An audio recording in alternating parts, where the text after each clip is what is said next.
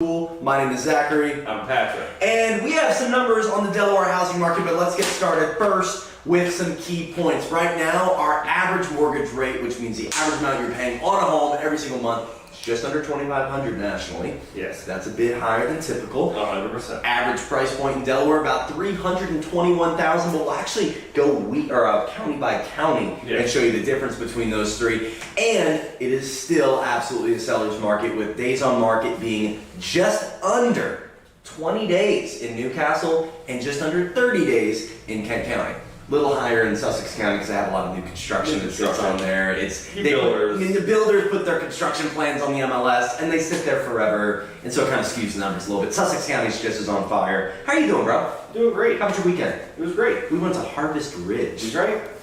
Wine and ate food. It was a food truck competition. We ate the food. Is there a winner for a food truck competition? It should have been the Wandering Cart. The Wandering Cart? Yeah, the smallest food truck there was the best one. Well, what did they have? They had world famous chicken dumplings, and they also had like burritos and like a mix between like American traditional and Korean food. Love that. Shout out to Harvest Ridge. And shout out that food truck festival. You guys got booze, and we like that. All right, so jumping right into it, let's start with the initial number. We're going to start in Newcastle County and work our way down. The average sales price in Newcastle County for the entire last quarter was $307,000. Woo! $307,000 sounds like a ton, but if you want to know what the average price points in Kent County is, it's close. It's $299,900, and quite honestly, Kent and Newcastle usually have like a solid $20,000, $30,000 difference between their average sales price. But let me tell them about Sussex. Tell us about Sussex. The median sales price for Sussex County was $440,000. Yes. Why is that? $440,000. That's a humongous difference between the two. Well, it's close to the beaches. That actually has a huge factor on that, and a lot of new construction. You're right. Yeah. And the new construction isn't just at the beaches, it's all down the highway. Absolutely. It's all the way through Harbison, Milton, Millsboro, and people are paying. I mean, you pay a higher premium on that new construction home, kind of if you were driving a brand new car off the lot. Is there a world where Sussex County overtakes Newcastle County in population one day? There's no way. No way? Why? Just because it's not. Newcastle County is set up in a more metropolitan area. Sure. And it takes up the majority of the state of Delaware. I mean, I don't know about square footage, but as far as lengthwise, it's close to like cities and all that stuff. Sussex is definitely the biggest county. Yeah, but I'm saying like it's Newcastle County. If you look at the state of Delaware, I feel like Newcastle County is probably cut like right below the third mark. Like it looks like it's like the closest to like all the cities up north. Well, no, absolutely, it's close to all the cities up north, but like square footage wise, it's the smallest. So if there's a world where Delaware continues to have a ton of demand, could Sussex County overtake? That's only if there's not enough space in Newcastle and Kent. That's fair enough. So going into Sussex County, Newcastle, and Kent, right now, where's the biggest buying opportunity? In my opinion, the one that I'm most familiar with, Kent. I feel like it's a really good opportunity to get. Good. No, keep going. Don't be your mid-level home that's in the center of the state that has access. It's just as far from Newcastle County as it is Sussex, as long as you're working nearby. And even if you plan on investing, like, sure, it's not in Newcastle County, we're going to get a ton of renters coming out from like Pennsylvania and all that stuff, but you get a lot of people from the Air Force bases, the bunch of hospitals that are nearby. Well, we were talking about with Heather the other day about just Delaware or Dover specifically, because we're talking about Kent County, has a lot of the landmarks that you would anticipate in being a successful metropolitan area. Yeah. Colleges, hospitals, restaurants, Dover Downs, casino, all that. And the population's just not quite there yet. So I think it could bleed down. The same way we're seeing people bleed up from Rehoboth and Dewey and Bethany. Now they can't get down there, so they're going up to Broadkill Beach, Slaughter Beach, Pickering Beach, moving up the coast. That could happen population-wise in Newcastle and Kent, right? Yeah. Could. But right now, still a seller's market, 100%. Yeah. If you have a home to put on the market, it's going to sell quickly if marketed right and priced properly. And you might get multiple offers. Yeah. Have you been in those situations recently? Well, it depends on the price point, obviously. Like, if you're going to be at the top of your... So, if you're going to be at the higher points of your like price gap, at least in the area that you're in, if you're on the higher side, you're not going to run into as many multiple offer situations because we're financing a lot more for a lot more. Yeah.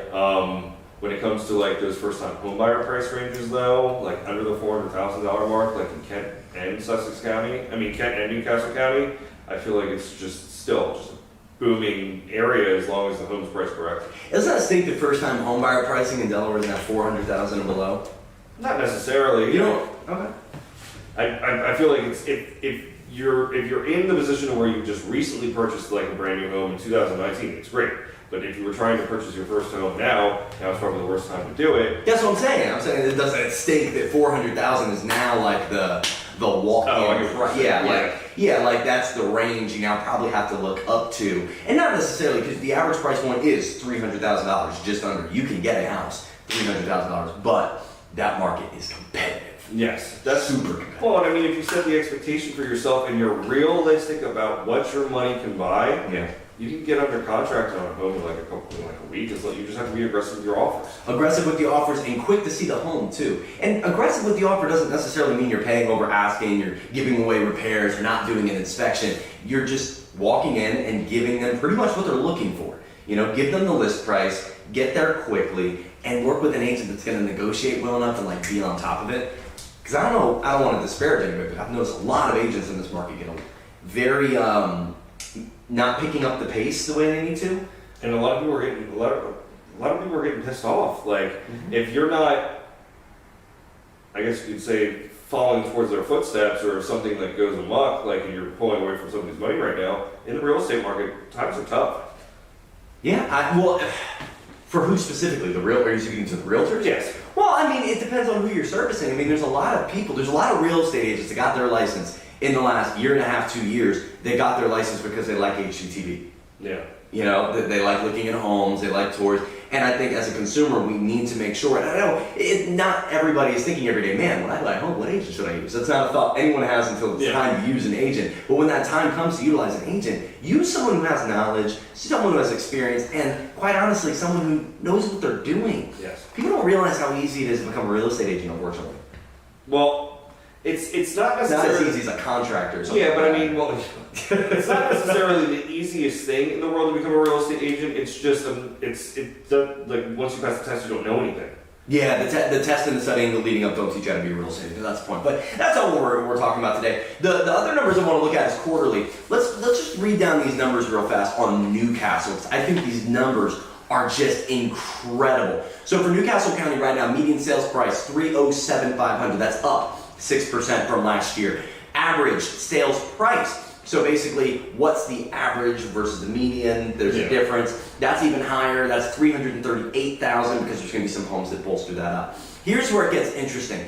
Homes for sale, currently 526. That is down 34%, nearly 35%. Crazy. We don't have inventory. Give us your inventory. And inventory means homes for sale. Buyers are seeing 35% less opportunities to find a home. And here's the other part that really stinks, is closed sales. 1,167 closed sales in Q1. That's more than double the amount of homes that are currently for sale. Yeah. So that number is also down 25%. One thing that I see with that, dude, is the fact that the homes for sale is dwindling at a faster pace than the closed sales are. Yeah. That to me looks like a lagging indicator that we're not getting out of this inventory situation anytime soon. Not until they build a lot of houses. We're looking at least a 90-day lagging factor, and you're right, building a lot of houses. Why aren't more new construction companies walking in and building neighborhoods? Why?